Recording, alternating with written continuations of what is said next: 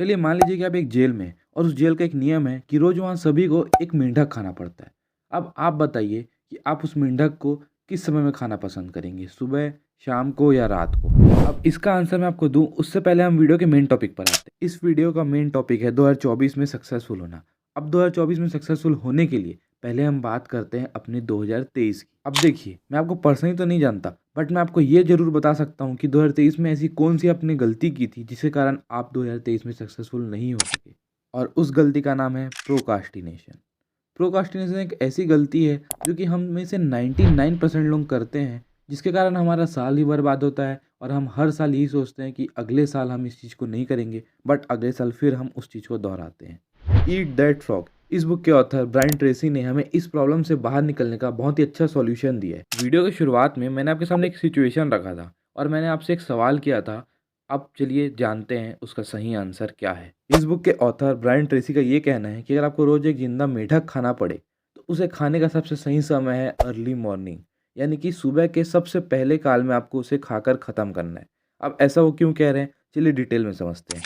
Brian Tracy के हिसाब से उस मेंढक को सुबह खाना इसलिए इम्पोर्टेंट है क्योंकि अगर आप उसे सुबह छोड़कर किसी और टाइम पे खाते हैं, फॉर एग्जांपल अगर आप उसे रात को खाते हैं तो होगा क्या, आप खाएंगे तो उसे रात को, बट उसका टेस्ट पूरे दिन भर आपके मुंह में रहेगा और आपको दिन भर परेशान करेगा।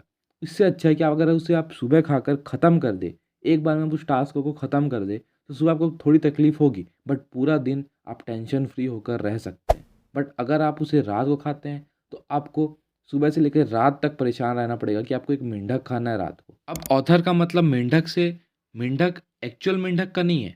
मेंढक से मतलब है आपका वो काम जो कि आप करना तो चाहते हैं बट आपको वो बहुत ही हेडेक वाला काम लगता है, या फिर आपको लगता है कि आप उस काम को सिर्फ़ और सिर्फ़ प्रोक्रास्टिनेट करते रहते हैं। तो इसलिए जो आपका सबसे मुश्किल काम है, आप उसे दिन की शुरुआत में अगर ख़त्म कर दें, तो ये आपके लिए सबसे बेस्ट होगा। चाहे वो जिम जाना हो या फिर आपका कोई दूसरा वर्क हो। उसे दिन के शुरुआत में अगर आप ख़त्म करते हैं, तो आपके लिए बहुत ही ज़्यादा हेल्पफुल होगा।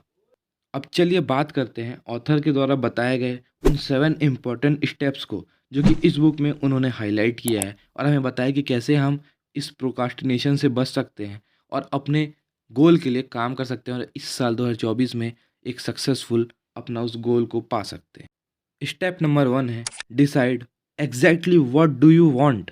यानी कि सबसे पहले आपको क्लियर करना है कि आपको क्या चाहिए, आपका गोल क्या है। आपको सबसे पहले ये क्लियर रखना है अपने माइंड पे कि आपका मेन गोल है क्या। अब जैसे ही आप ये क्लियर कर लेते हैं अपने माइंड पे कि आपका गोल क्या है, हम बढ़ते हैं अपने सेकंड स्टेप की तरफ, जो कि है think on paper. Think on paper से ऑथर का मतलब है कि आपको ये क्लियर तो हो गया कि आपका गोल क्या है।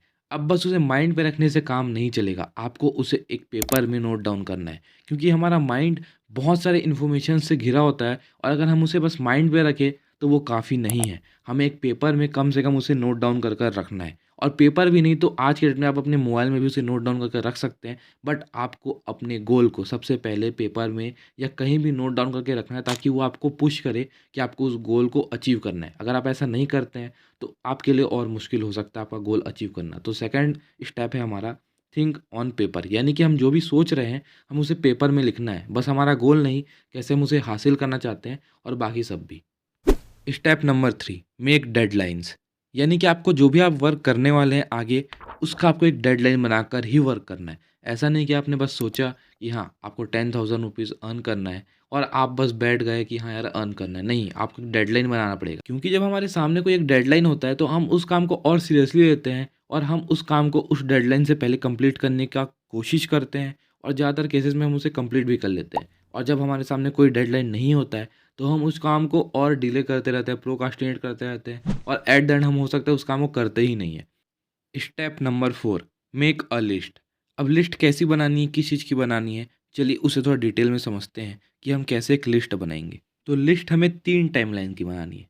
सबसे पहला जो कि हमारा मेन गोल है, जो कि हमारा सबसे एंड गोल है, हमें उसकी लिस्ट बनानी है कि हमारा एंड गोल क्या है, हमें क्या हासिल करना है। अब उसमें कितना समय लगेगा, उससे आपको साल, 2 साल, 3 साल, 4 साल भी लग सकता है। आप अपने गोल के हिसाब से एक डेडलाइन उसमें सेलेक्ट कर सकते हैं अपनी लिस्ट बनाने के लिए।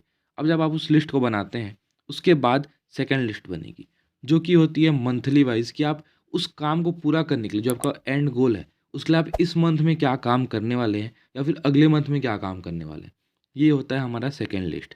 इसके बाद बनेगा हमारा थर्ड लिस्ट और लास्ट लिस्ट, जो कि होगा हमारा वीकली और डे वाला लिस्ट, जिसमें हम पहले तो ये लिखेंगे कि हम इस वीक क्या हमारा डेडलाइन है, हमें क्या-क्या चीज़ें कंप्लीट करनी है। जैसे कि मेरे लिए होता है कि मुझे इस वीक में लगभग 3 वीडियोज़ या 2 वीडियोज़ कंप्लीट करनी होती है। अभी तक आपने सब्सक्राइब नहीं करा तो सब्सक्राइब कर लीजिएगा, ऐसी वीडियोज़ आपको बहुत सारी आगे भी मिलने वाली है इसलिए।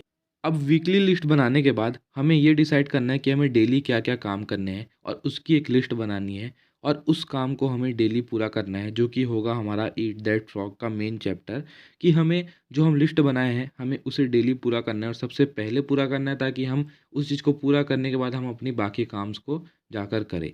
तो हमें ऐसे अपना एक लिस्ट बनाकर तैयार करना है। अब इसके बाद ऑथर ने 5th स्टेप दिया है हमें, organise the list and make plan. मतलब कि हमने जो लिस्ट बनाया है, अब उसे हमें ऑर्गेनाइज़्ड करना है कि कैसे हम इसे पूरा कर सकते हैं और फिर हमें एक प्लान बनाना है। इसके बाद आता है स्टेप नंबर 6, जो कि है टेक एक्शन योर प्लान।